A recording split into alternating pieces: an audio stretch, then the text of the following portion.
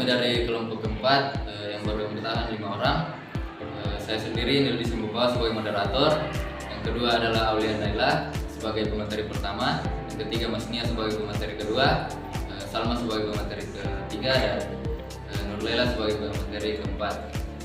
Baik, di sini kami akan menjelaskan tentang teori neoklasik, di mana teori neoklasik ini pada awalnya dimulai oleh George Herbert dengan menitik beratkan analisanya pada ekonomi neoklasik.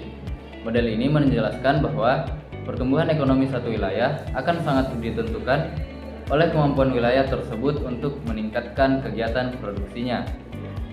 Sedangkan kegiatan produksi pada suatu daerah tidak hanya ditentukan oleh potensi daerah yang bersangkutan, tetapi juga ditentukan oleh mobilitas tenaga kerja dan mobilitas antar daerah. Untuk pembahasan lebih lanjut mengenai teori neoklasik akan saya berikan kepada pemateri pertama, Aulia Naila. Baik, langsung saja saya akan memaparkan materi pertama, yaitu pengertian teori neoklasik. Teori neoklasik sering juga disebut dengan teori atau aliran human relation karena perhatiannya terpusat pada aspek sosial dan pekerjaan atau organisasi informal yang tidak mendapat perhatian dari teori klasik.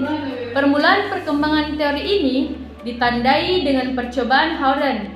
Tokoh yang memulai ini adalah Elton Mayo pada tahun 1880 hingga 1949.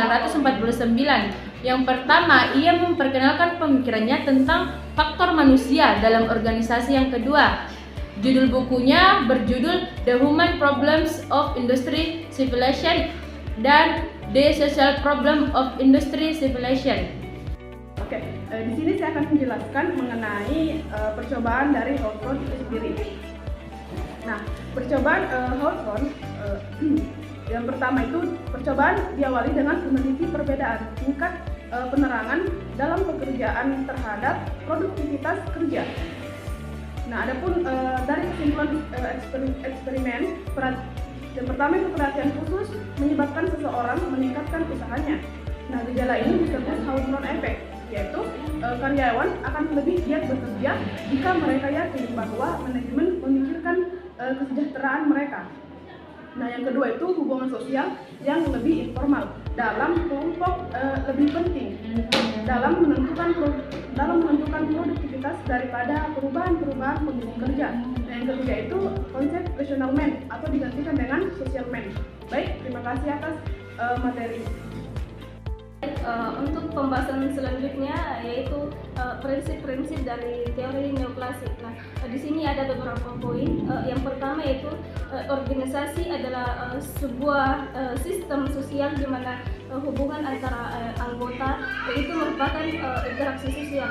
Nah, yang poin kedua yaitu interaksi sosial yang menyebabkan munculnya organisasi informal dalam organisasi yang memiliki norma sendiri yang berlaku. Nah, ini juga diakui dan menjadi pegangan anggota-anggotanya. Kemudian poin yang ketiga ada interaksi sosial dapat mempunyai pengaruh positif terhadap individu maupun kelompok. Untuk itu perlu pengarahan melalui komunikasi non-struktural. Kemudian poin keempat ada tujuan organisasi informal itu dapat berbeda dengan tujuan organisasi lainnya.